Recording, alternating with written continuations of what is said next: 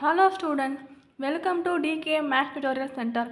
இப்போ நம்ம பார்க்க போகிறது சாப்டர் 8ல் எக்ஸசைஸ் 8.4ல் 13th சம் பார்க்க போகிறோம்ப்பா. இப்போ இதில் என்ன சம்னா A and B ABC are any 3 event, ஏதாவது ஒரு 3 ஈவெண்ட்ஸ் இருக்குது. கண்டிஷன் சச் தட், அதாவது கண்டிஷன் என்ன கேட்டிருக்காங்கன்னா probability of B is twice as that of probability of A. அதாவது இங்கே எழுதியிருக்கேன் பாருங்கள், ப்ராபர்ட்டி ஆஃப் பி வந்து பி ஆஃப் பின்னு போடுறேன். அது வந்து 2 டைம்ஸ் பி ஆஃப் ஏயை விட 2 டைம்ஸ் அதிகமாக இருக்குது. அதனால தான் 2 இன்ட்டு பி ஆஃப் ஏ இந்த ஃபார்மேட்டில் எழுதியிருக்கேன். அப்புறம் இன்னொரு கண்டிஷன் என்ன கேட்டிருக்காங்கன்னா probability of C is thrice as that probability of A.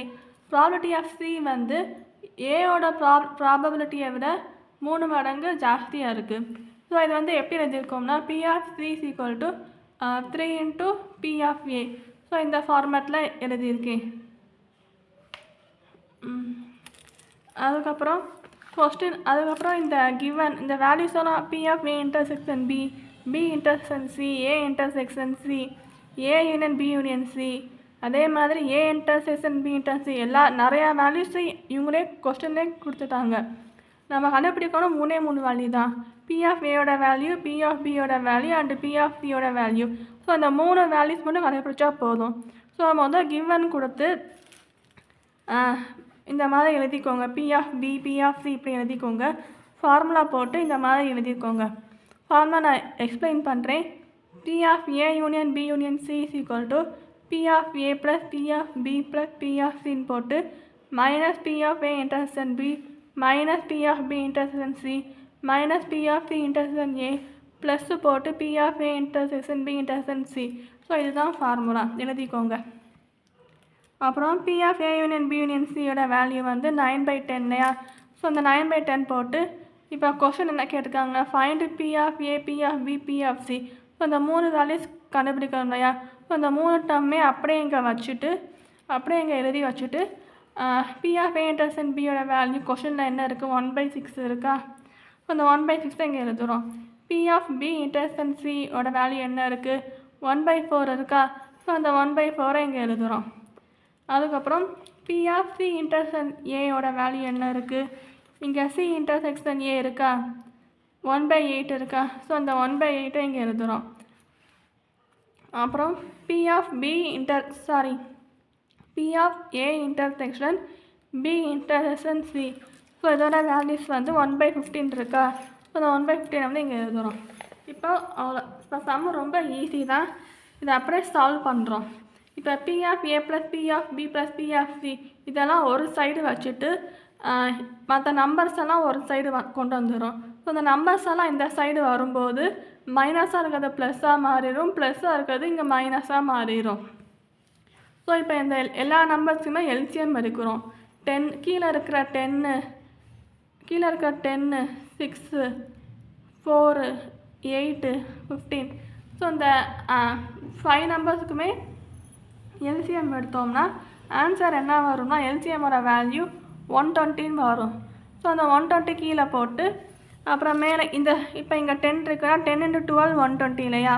So இந்த இன்ட்டு 12 மேலேயும் போட்டு இந்த ரெண்டையும் மல்டிபிள் பண்ணி போடணும்.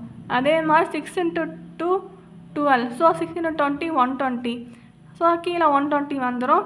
அதே மாதிரி இன்ட்டு 20 மேலே இங்கே போட்டுட்டு 1 × 20 என்ன 20 போடணும். ஸோ இதே மாதிரி இந்த வேல்யூ அண்ட் இந்த வேல்யூ. ஸோ 3 வேல்யூஸுமே இதே மாதிரி எழுதிடுங்க. ஸோ இதெல்லாத்தையுமே ஆட் பண்ணி மைனஸ் பண்ணால் 165 வரும். ஸோ அந்த 165 வந்து அந்த 160 அப்படியே எழுதிடுங்க. P of A plus P of B plus P of C இங்கே எழுதியிருக்கோம் இல்லையா? P of A plus P of B plus P of C. So அது அப்படியே இங்கே எழுதியிருக்கேன். 165/120. பி ஆஃப் பியோட வேல்யூ இப்போ பி ஆஃப் பி பதிலாக 2 × பி ஆஃப் ஏ இருக்கா? ஸோ அந்த 2 × பி ஆஃப் ஏ வந்து இங்கே போட்டுடணும். அதுக்கப்புறம் பி ஆஃப் சியோட வேல்யூ 3 × பி ஆஃப் ஏ இருக்கா? ஸோ அந்த 3 × பி ஆஃப் ஏ வந்து இங்கே போட்டுடணும். அதுக்கப்புறம் 3 + 2 5 5 + 1 6. ஸோ எல்லாத்தையுமே ஆட் பண்ணி 6 பி ஆஃப் ஏ நீங்கள் எழுதிட்டு இங்கே 165/120 நீங்கள் வந்து போட்டுடணும். அப்புறம் பி ஆஃப் ஏயோட வேல்யூ என்னது, 165/120 இன்ட்டு இந்த 6 வந்து இந்த பக்கம் போனால் 1/6ன்னு போடணும். ஸோ இப்போ இது ரெண்டையும் நம்ம கேன்சல் பண்ணி இது ரெண்டையும் நம்ம டிவைட் பண்ணி ஆன்சர் வந்து 11/48ன்னு வரும். ஸோ 11/48 பி ஆஃப் ஏயோட வேல்யூ. இப்போ பி ஆஃப் பியோட value 2 into P of A இல்லையா? ஸோ அப்போனா 2 இன்ட்டுன்னு போட்டு இந்த 11/48 இங்கே எழுதிடணும். ஸோ இது ரெண்டையும் சால்வ் பண்ணோம்னா 11/24ன்னு வரும். அதே மாதிரி பி ஆஃப் சியோட வேல்யூ என்னது? 3 இன்ட்டு பி ஆஃப் ஏ. அந்த கண்டிஷன் இந்த ஃபார்மேட்டில் கண்டிஷன் வந்து கொடுத்துருக்காங்க இல்லையா கொஸ்டினில். ஸோ அதை அப்படியே இங்கே எழுதிடுங்க. ஸோ 3 போட்டு இன்ட்டு போட்டு பி ஆஃப் ஏயோட வேல்யூ என்ன இருக்குது? 11/48 இருக்குது. B of ஏயோட 11/48. ஸோ அந்த 11/48 இங்கே போட்டுருணும். ஸோ அது ரெண்டையும் சால்வ் பண்ண 11/16 வரும். ஸோ கடைசியாக ஆன்சர் எடுத்து எழுதிடுங்க. பி ஆஃப் ஏயோட வேல்யூ 11/48, பி ஆஃப் பியோட வேல்யூ 11/24, பி ஆஃப் சியோட வேல்யூ 11/16. ஸோ இந்த மாதிரி ஆன்சர் எடுத்து எழுதிடுங்க. ஸோ அவ்வளோதான்ப்பா sum. Thank you so much for வாட்சிங். சம் வந்து ஈஸி தான், ஈஸியாக சால்வ் பண்ணிடலாம். பார்த்து பண்ணுங்கப்பா.